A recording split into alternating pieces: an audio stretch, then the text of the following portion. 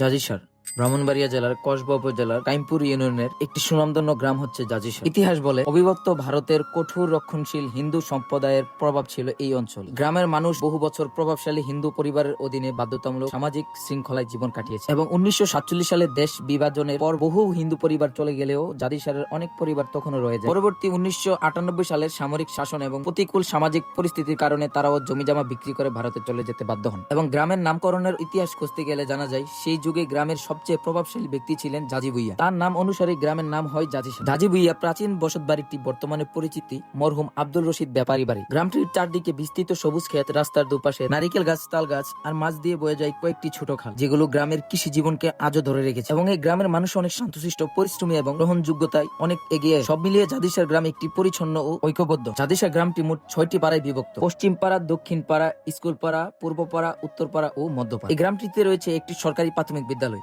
জাদিসার সরকারি প্রাথমিক বিদ্যালয়, যেখানে কিনা জড়িয়ে আছে হাজারো স্মৃতি। এই শান্ত নিরিবিলি গ্রামটিতে রয়েছে মোট 6টি মসজিদ। প্রতিটি মসজিদই গ্রামের মানুষের ইমানি জীবনের গুরুত্বপূর্ণ ভূমিকা রাখে। 5 ওয়াক্ত নামাজ, জুম্মা এবং বিভিন্ন ধর্মীয় কার্যক্রমে গ্রামবাসীর এই মসজিদগুলো সবসময় প্রাণবন্ধ থাকে। গ্রামের এক প্রান্ত থেকে অন্য প্রান্ত সবখানে ছড়িয়ে আছে ধর্মীয় অনুভূতির এই সুন্দর ছোঁয়া। এবং এই গ্রামটিতে রয়েছে একটি ঈদগাহ, জাদিসার ঈদগাহ। জাদিসার গ্রামের ঈদগাহের ঠিক পাশেই রয়েছে শান্ত নিরিবিলি একটি কবরস্থান। প্রথম দেখাতেই মনে হয় যেন সবুজে মোড়া এক নীরব পবিত্র স্থান। নীরব পরিচ্ছন্ন পরিবেশ দেখলেই বোঝা যায় জাদিসার গ্রামের মানুষ কতটা পরিবারটি শান্তির প্রিয় এবং সুন্দর পরিবেশে বসবাস করতে ভালোবাসে। গ্রাম সেই জায়গা যেখানে মানুষ কম, সম্পর্ক বেশি, অহংকার কম এবং ভালোবাসা বেশি। দুপুরের রোদ একটু নরম হতেই পুকুর পাড় জমে ওঠে ছোটদের হাসি ঠাট্টা।